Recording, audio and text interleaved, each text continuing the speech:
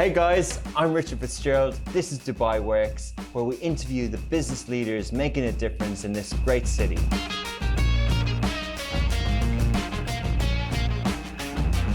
A very active business week as we wind down the year in the UAE. I'll share some fundraising announcements. So two startups, one called Fundbot, they raised $1.5 million, and another one called Trends, they raised $1 million. On a larger scale, well-known fintech companies, Tamara out of Saudi and Tabi this week out of UAE have raised a debt round of 700 million. So they're both unicorns, they're both likely to list next year, which will make next year even more exciting as well. Down in Abu Dhabi, we had Bayanat and Yasat announce a merger, an AI conglomerate worth $4 billion. So big activity down there this week. And the UAE government wasn't sort of ending the year sleeping. They have announced lots of new laws across the wider business sector, one for media law, another one around anti-corruption, another one around mental health. So much going on. This isn't a roundup show. We're bringing you a fresh episode this week, and it's a typical Dubai Works, amazing, inspiring story of a young entrepreneur who's created something special, and it launched in January, and as we wind the year down, it comes 12 months into her business, so enjoy the conversation. Welcome back to another episode of Dubai Works Business Podcast. This week, our guest is Hala Al Shammari, who was raised in Dubai. She's a fashion designer and founder of a homegrown fashion brand, by Hala. So her designs are a reflection of her identity and heritage. She views her items as a perfect blend of boldness, timelessness, and prior to her launch of her business, she worked as an editorial assistant at Tayer Group. Welcome, Hala.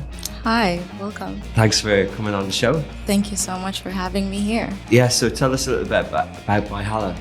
Sure, so I'm Hala Al Shammari.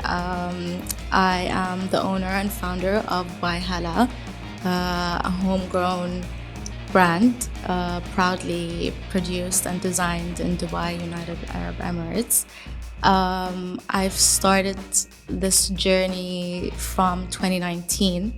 I've always known that I wanted to be in the fashion industry and to have my own brand in the future. So 2019, after moving to Portugal, I decided to start being more serious about that. It was kind of a scary step to do, but I took the leap and I'm super happy I did that. So I started in Portugal. I did all my research there. I worked with a few factories over there. So there are different developments, and I was manufacturing, different factories and different places to source the products. Yeah, exactly. So it's mostly in the north of Portugal. So I started the journey there. I worked with a bunch of different factories, but then COVID in 2020 hit, and it hit the north of Portugal where the production of clothing is mostly there. So it kind of slowed the whole process down. As you know, as a small brand, my minimum order quantities are not that high. So for factories to be working with me, it's more of a liability for them because my quantities are low, and to develop like one sample, one design could take a long time, because it's not like I give them my technical drawing and then they perfect it from the first time. No, it's like they have to do first samples, we have to work on second samples, and sometimes it takes up to 3 samples. So it's a very long journey, and because of the whole COVID situation happening there, they weren't really prioritizing my work. They were working with bigger brands. And so I kind of was fed up and had to look for alternative places. And it's not easy to find factories to work with startups because, as I mentioned, the low MOQ. So I was told that there is a factory in Beirut that has really good quality of work. And so I went to Beirut. I started working with them. We went super far ahead in the process. I was literally about to make the payment for the production. I bought the fabrics. We've perfected all the samples. We were going to go ahead and just, everything was really smooth and well. But because of the explosion of the port in Beirut in August 2020, it kind of took a great toll on the country. So unfortunately, the factory had to shut because there was no electricity, so they couldn't run the factory. The workers were not able to get to work because there is no fuel in the country. So it was a big mess. And then, this is the second place I tried to do it. And then, it kind of like closed in my face. So then I was like, okay, is this like a sign that I shouldn't do this, or should I keep working on it? I was kind of lost. But then I knew that for me, my end goal in my life, like this is what I really wanted to do. So I couldn't give up. And then I finally found another factory in New Delhi in India. So I worked with them. I even went to New Delhi. My father always said to work with people, you have to go meet them and create an impression and have a good relationship. So I did that. It was a great experience. I got to see the factories, how it was working, the work environment. It's very important for me to make sure that, the work ethic, the factory owners, they respect, their workers, and they give them good working conditions. So everything went well. I actually produced my first collection with them. But it's like something different working with like outside of the UAE, especially like in fashion. My garments are not like t-shirts and trousers and basic cuts and basic silhouettes.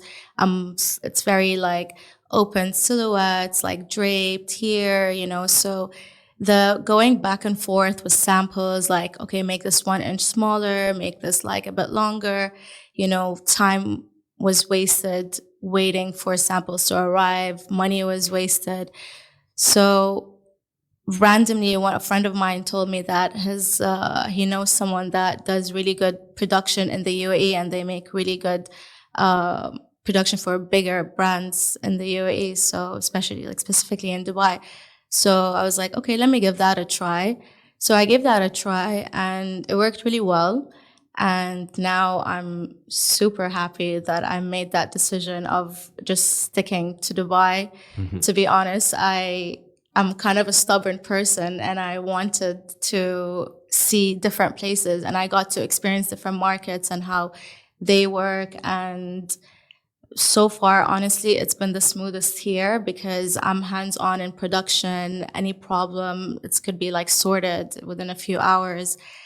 But, you have to go around and you have to learn and experience to see what the end result works best for you. And thankfully, that worked really well for me here in Dubai.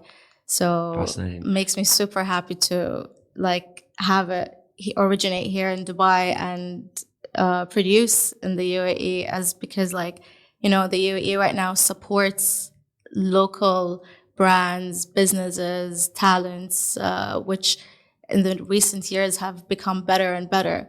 Like 5-6 years ago, it was harder to find production in Dubai or like Ajman or Sharjah or Abu Dhabi, but now it's a lot more accessible, and it's a lot more easier to start a brand or a company, the trade license and just the business experience of developing a brand is a lot easier than what it used to be. Definitely, yeah, absolutely. It's amazing that that journey is quite cool, but also the manufacturing part in the UAE. Mm-hmm. Some people have made that bet over the years, and they often speak highly of it. But the temptation is to go to different places, or people don't actually realize how much manufacturing can be done here across industry, across sector. Yeah. But just going back a little bit, so it's fascinating because often we see brands emerge online or brands emerge, and there's new trends that we'll get into later, like like drop shipping and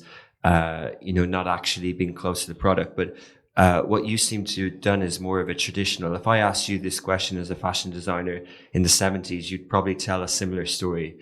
Whereas usually now it's more like, oh, I set up a channel online and I found like a print on demand or type of thing. So what makes about what you're trying to do sort of, I know timeless is one of the words you have to describe it, but it seems like a more traditional route to being a designer. Did you study design? And what made you think that you're going to go down the traditional route? So yeah, I did study fashion design. I studied here in Dubai in Asmat University. It was a 3-year course of fashion design and pattern drafting. So we were really hands like in with like learning how to stitch. So I know the details. I know the clean finishing. I know the different types of fabrics, what works, what doesn't work. So that was very important for me to know, because now when I go and meet suppliers, I know exactly what I'm presenting them, and I know they know that I'm not just someone they can just give me a product and then I'll be happy with it, because I get very technical with it. And to be honest, like in the idea was always like, let's go out of the UAE or let's go to the Western world and, manufacture like made in Portugal sounds a lot better than made in UAE, Dubai. But, that doesn't really necessarily work anymore, because funny enough, I did work with Portugal and it was very hard for me to get the kind of silhouettes that I was looking for. The drapes on the dresses, they weren't really understanding my concept as much as here. So the whole idea of, going to the West to get better manufacturing is not necessarily true. You have here great craftsmanship in the UAE, and yeah. And for someone who studied design, you obviously wanted to work in the fashion design, you wanted to work in the fashion industry. There are, I guess, a few options. One, you could work in a famous fashion label, or you could work as a buyer, you could work under other people. Was that something you considered? I feel like here in the UAE, it's kind of hard to work for a fashion label. There are many, obviously, brands, but they're not very big. So working as a designer is not really something I wanted to do. And, funny enough, getting a job after university was not easy at all.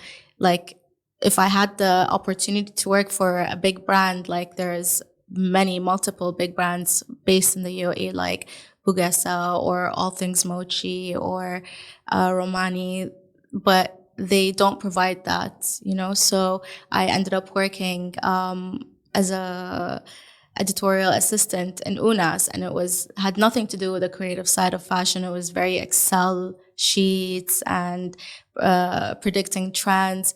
And then I didn't really give me that flow of starting my thing. So when I left that job, and that's when I knew, okay, this is where I have to make my own fate and work my way and have my own brand, and then develop something that will grow so big that I will have people, that fresh graduates from the UAE, they can come and work for a brand proudly, in the UAE. And to have that dream and ambition is amazing, but also to have the confidence to go and do it, versus if it mightn't be available in the region, but did it cross your mind to maybe work in London or Paris or New York and get some experience, or did you think that? Absolutely, 100%. I've tried to do that. The thing about working in Paris, Milan, Italy, and in Europe, it's hard because you need to speak the language. So that was a big barrier. London, I tried to get an internship actually, and it was going to go through, but they were not providing visa options. And as an Iraqi person, it's hard for me to go and get a job opportunity there. So it's it wasn't very easy to kind of get these kind of jobs, especially coming from United Arab Emirates. They would more rather get students from Parsons or, universities that are in Western world, that are much more renowned and famous, rather than a student coming from Dubai. Super competitive, and yeah. they have their usual design courses that they're familiar from recruiting from. Yeah, exactly. Yeah. Yeah. Amazing. So you kind of were left with no option but to go it yourself. Exactly. So that's why in 2019 I was like, you know what? This is like my chance. I have to do this. I have to do this for myself. I'm not going to be waiting around for people to hire me and to let me know that my work is good. So I have to make that impression for myself. Yeah. And talk us a little bit about like the concept. Like, how did you come up with it, and what did you decide to launch with? And because there's many options, right? Like there's many, it's a vast industry. So. Yeah, it's huge. Like fashion world is huge, but so finding the name was the hardest part for me because I'm very indecisive as a person, and I was going back and forth with different names, and then I just told myself, I'm like, you know what, my name is Hala, which means welcome in Arabic, and it's easy. It's like easy to pronounce. It's you can remember it. So I was like, you know what, like I'm just gonna go ahead with that. And you know, my signature has always been there, like ever since university. Our third year university, we had to create a whole collection, 9 looks. We went to South Korea, to Seoul, to source fabrics. We had to design everything and create everything from A to Z. So I knew since then what my kind of taste was like. And I'm happy that I found my touch since like a younger age. So I kind of like developed that into my brand, and I kept it true to myself and what I like. Which I'm learning every day, like how to adapt and how to change. And sometimes now that I know, I launched in January 2023, so it's very fresh. I'm learning every day. What I learned now so far is that I don't only have to design for myself, because, you know, there are different types of women in the region and they dress differently. So I want to cater to a bigger audience, but still keep my touch and keep my brand ethic and my taste into everything. At the start, when you're coming up with a fashion label and a brand, do you make a conscious decision to be like haute couture or fast fashion or consumer? Yeah, absolutely. So I wanted to stay very far away from fast fashion. I don't want to. There's already so many brands out there. There's a lot of waste happening from fashion. I did not want to be another contributor to that. That's why, like, production in an ethical manner is super important. Sourcing material that is not necessarily polyester. So I try my best to stay away from that. Stick to like linen, cotton, viscose, silks. It's super hard. So what was the third one? Linen, cotton, viscose. What's that? It's like a better for the environment, like material than using polyester, which is purely plastic. So for a small brand, it's harder to, you know, work with better materials, but I'm trying my best to stick to that, because obviously having polyester is so much cheaper than creating something with like pure cotton. But hopefully in the future, you know, the more I grow, the more I have funds to have better materials and better resources. But I'm still sticking to that. So no fast fashion for me. I'm super small production. I like to do small scale quantities. If I sell out from something, then it's gone, to create that demand of, okay, this is not there anymore. So it's also like works well with the consumers. You know, they know, okay, this is gonna sell out, then I can't get it's not gonna be launched again. So maybe that will push them more into like purchasing instantly rather than just waiting. So yeah, I always wanted to be like a mid to high, like something in between that. I didn't want to make it super cheap because of the materials I'm using. I can't. Also because of the low quantities, it's impossible for me to have my production cost low, which is something I struggle with all the time. But hopefully the more I grow, it will get easier, because if I have, let's say if I'm making a dress and I'm making 5 pieces out of that versus 100 pieces, that will affect the cost like by a lot. But we'll see how everything progresses. But so far, I want to keep it as ethical as I can. So, like, you know, so one can buy a dress for 100 dirham, few hundred dirham, and one can buy a dress for thousands of dirhams. Do you go in the middle? Is that the kind of, Yeah. depending Yeah. on materials, depending on production, depending, Yes. units of economics, or Yeah, because the funny thing is, like, you can go into like a high-end department store, and that's something I really enjoy doing. And I go and I see these brands are selling dresses for a huge amount of money, and then I'm looking at the finishing, and the finishing is something you can get off, something you can buy at fast fashion. The material is as well. Not everyone would spot that. Yeah, but like you can. yeah, so then I'm like wondering, like, people are literally just buying things for the name and for the brand rather than actually looking at quality of work and putting money where, okay, sometimes you buy things that are expensive, but it justifies it because the material is amazing, it will last you for years. But yeah, so I'm kind of in between that.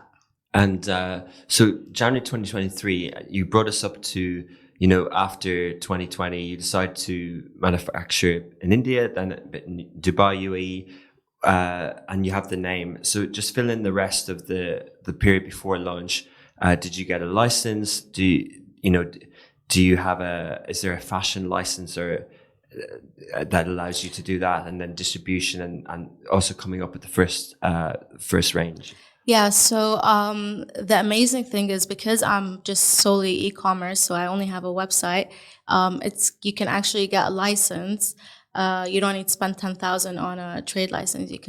I spent like 1,500 dirhams on an e-commerce license because I'm working digitally. Is that it in the e-commerce free zone near the airport? Is that the one? Yeah. Okay. So it's just solely for e-commerce. But for instance, if I was going to start selling in retail, then I would obviously have to get another license. But that was super easy. Like, the website, everything was straight to the point. You just pay for the license and you are good to go. So okay, you have the website, you have the license, you have the name. What did you launch with? I launched with my first collection was like a kind of a tribute to my family. So I kind of designed things that I obviously loved, and then I named each piece after my sisters because I'm a youngest of 5 daughters.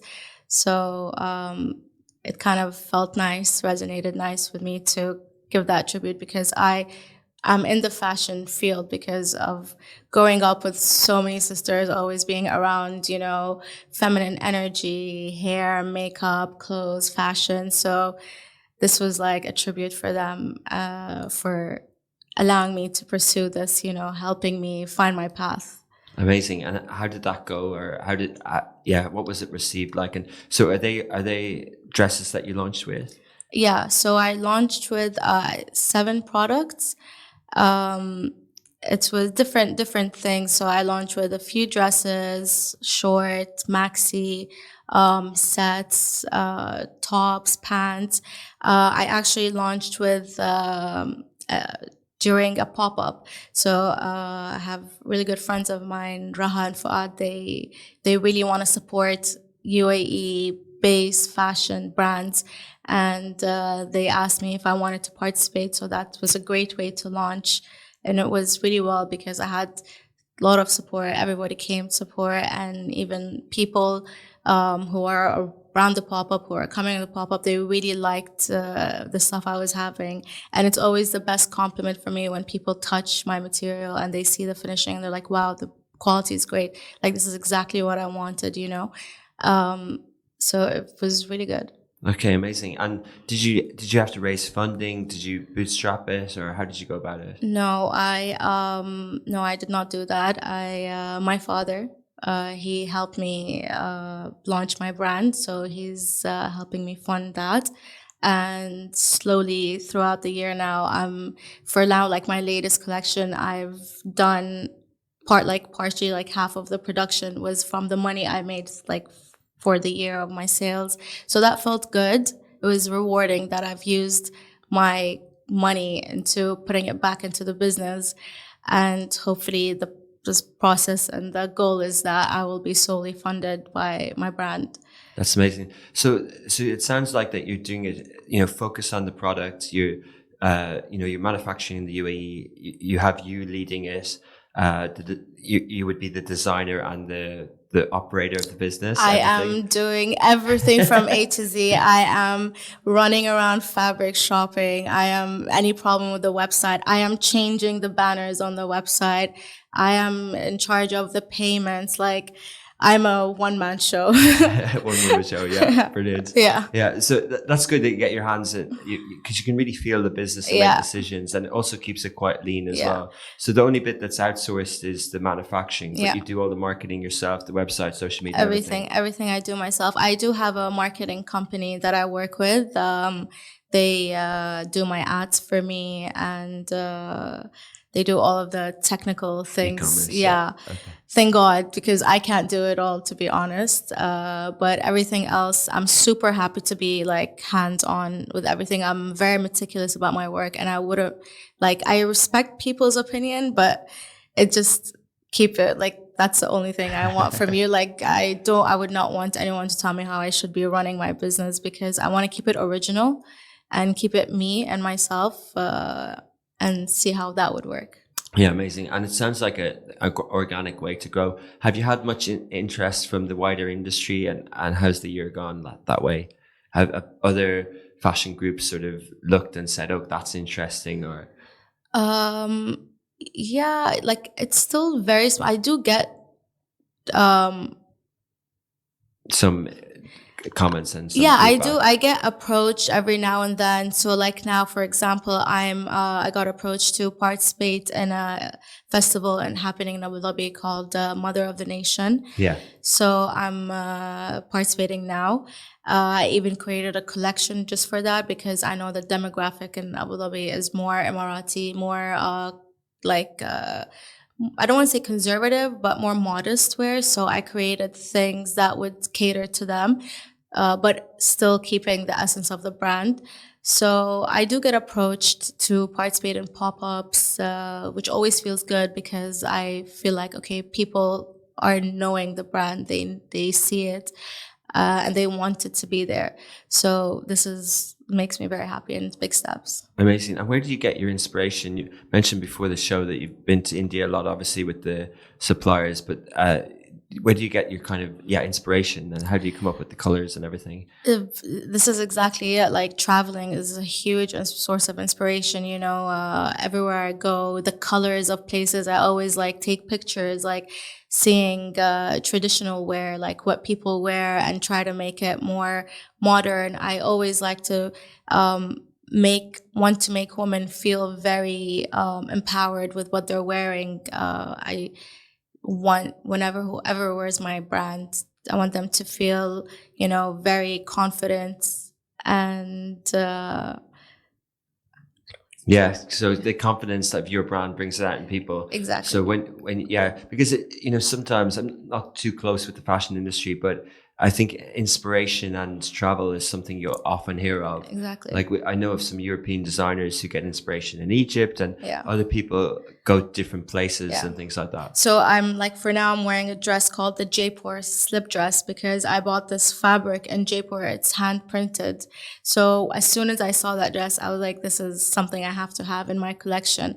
So it's always as well, like, browsing for fabrics. That's where I almost get my most inspiration, like how I can work with this, what I can do with that. So I sometimes work first with fabrics, and then I move into the design, rather than having a design and moving to fabric. So it's a mix of everything, to be honest. But, travel, seeing different cultures, being around different people, the way people have different styles. So I grew up 24 years in Dubai. I also lived in Melbourne, which was a huge change. The fashion there is completely different. I also lived in Lisbon, which also is a very different fashion.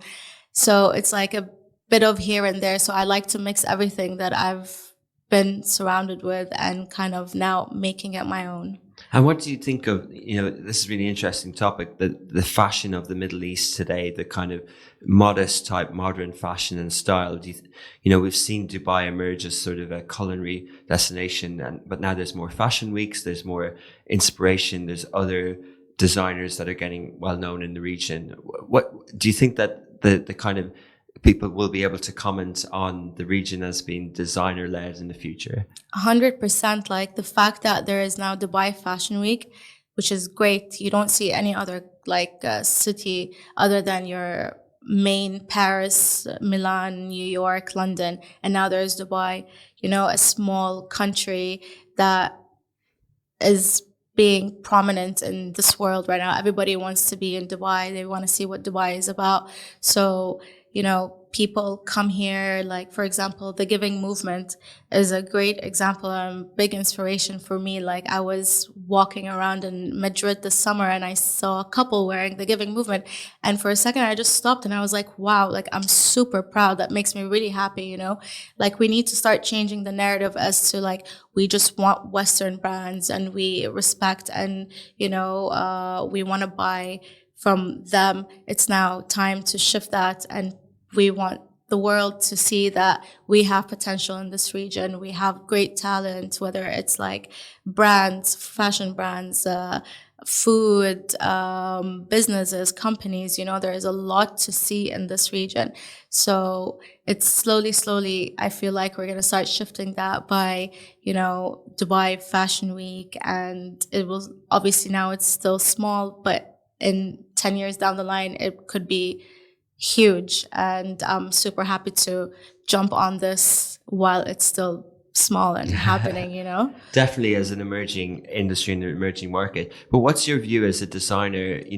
Would people get off a plane in Dubai and say, people kind of comment, oh, Dubai bling, or they say there's lots of good looking people in Dubai or whatever, but they don't necessarily think, and maybe this is just me, but if you get to New York, you kind of go, oh, they're a bit hip, like they dress like that, or London, they dress like that. Like, do you think that Dubai is a bit edgy, or do you think that people can be inspired with what they see in the malls and on the beach clubs and stuff? I feel like it depends where you go, to be honest.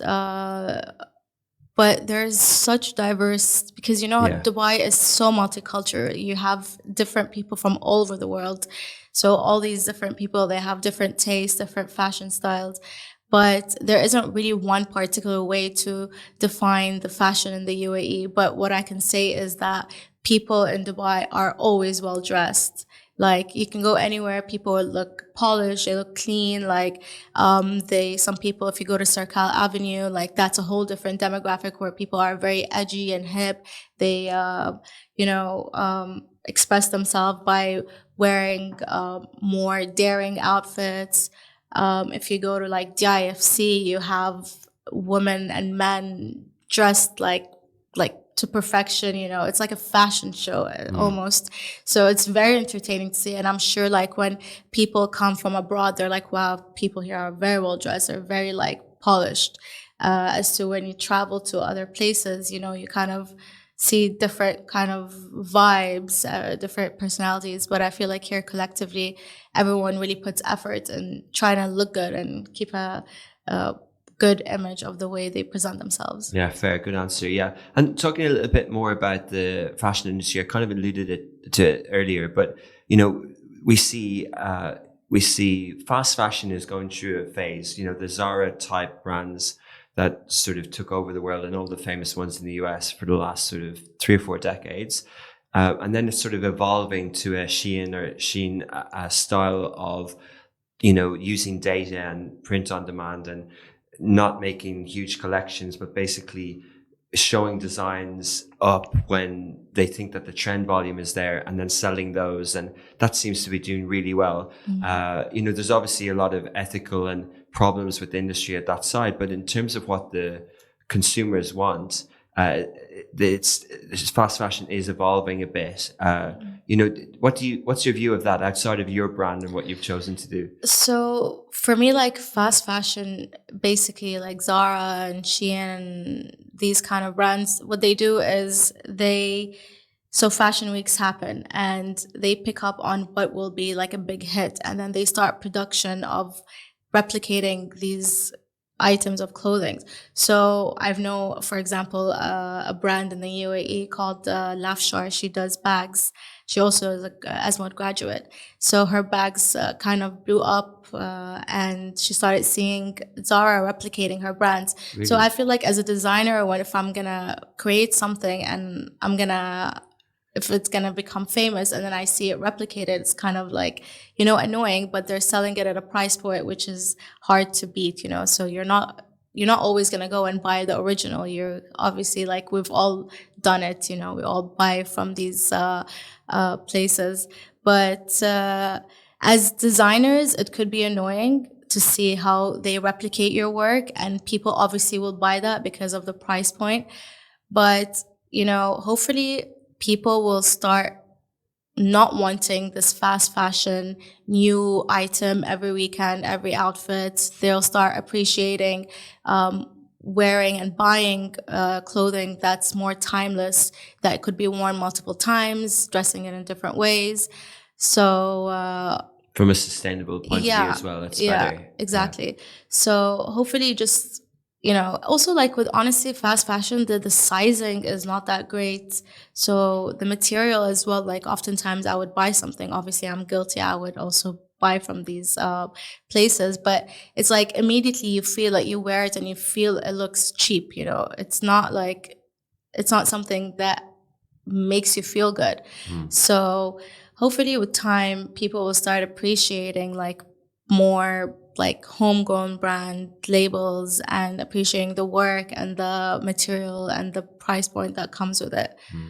You've obviously started your business and you've sort of committed to this industry, but it does seem like a very difficult time to be entering into the fashion world. It seems, e-commerce is taking over big brands, and it just seems very hard to cut through. Yeah. What's your sort of view on that? Like, do you think, do you think it's possible to create something meaningful, or do you think, Absolutely. Like, it's super hard. The market is so saturated globally, regionally, everywhere. Like, fashion is way too saturated. But I feel like to start, people now, especially with what's happening politically in the world, people are starting to realize, let's support local brands, let's support our region, So if people here start, like, investing more into companies, brands, rather than going to the West or outside this region,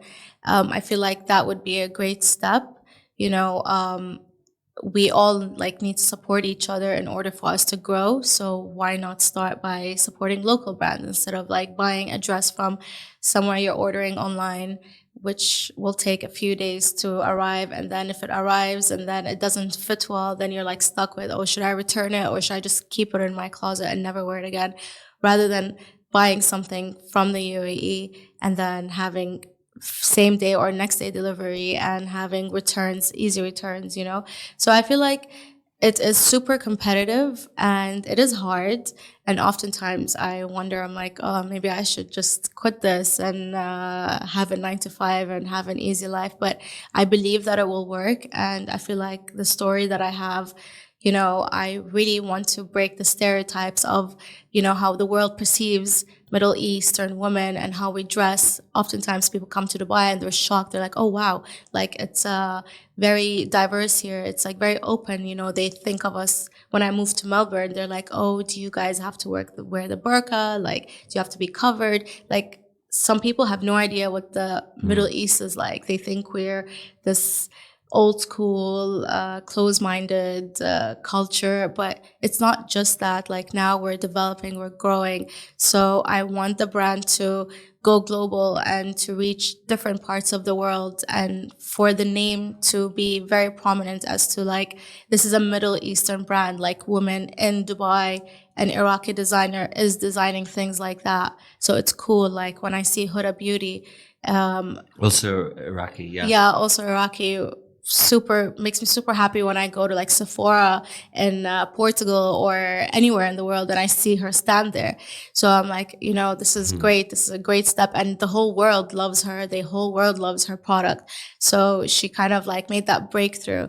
There's also, like, Amina Muadi, who has, she's a shoe designer, and she also blew up, which is like great because another Middle Eastern woman. So like slowly, big Middle Eastern brands are reaching global, and I feel like I know it's competitive, but I know if I keep pushing and persevering and not getting lost to my like goals and future, then it will happen because everything takes time, and if you work on things, even if it's slow, if you have setbacks and all of that, but if you keep pushing, things will work. Brilliant. Yeah, I totally agree. And it sounds like material and the garments that you choose are important to you, yet you do a lot of your sales online.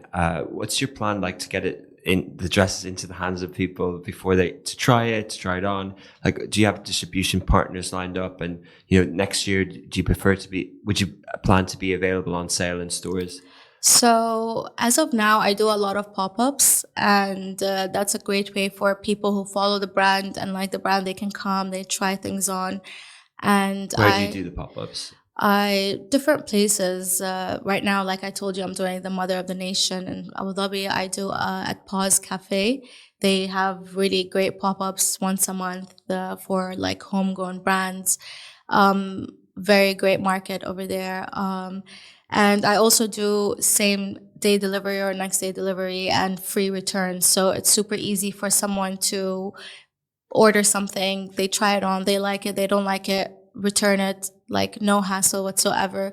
And my like future goals now, after I've just working on my portfolio, I would like to approach UNAS, put my stuff there with them, present it with them. And obviously I would like to get into retail space, but I feel like I still need to work on that portfolio, create that demand for the brand, for companies to really want my brand there. So that's the aim and the goal. Yeah, that's a good way around it as well, like for people to come to you as well. Yeah. And sort of the plan for next year then, Hala, looking into this is your first full year in business. So next year, what, more of the same, or what do you have planned? Yeah, so a lot of things in plan. So different strategies of the way I launch things, more products when I launch. So when I first launched, I was like, okay, I will do small like quantities of designs, put that out. But what I learned is that when you launch with a wider range of products, you have more people that will, some things can fit with this person, this can fit with the other person. So definitely have a wider range of collection when launching. And now that I've understood that I need to cater to more people, more women, who like particularly like my friends who come and tell me, oh, I would love to wear this, but I can't because of a body type or something. So now I'm more aware to keep that into consideration for women who can't wear particular things. I want them to be buying from the brand as well.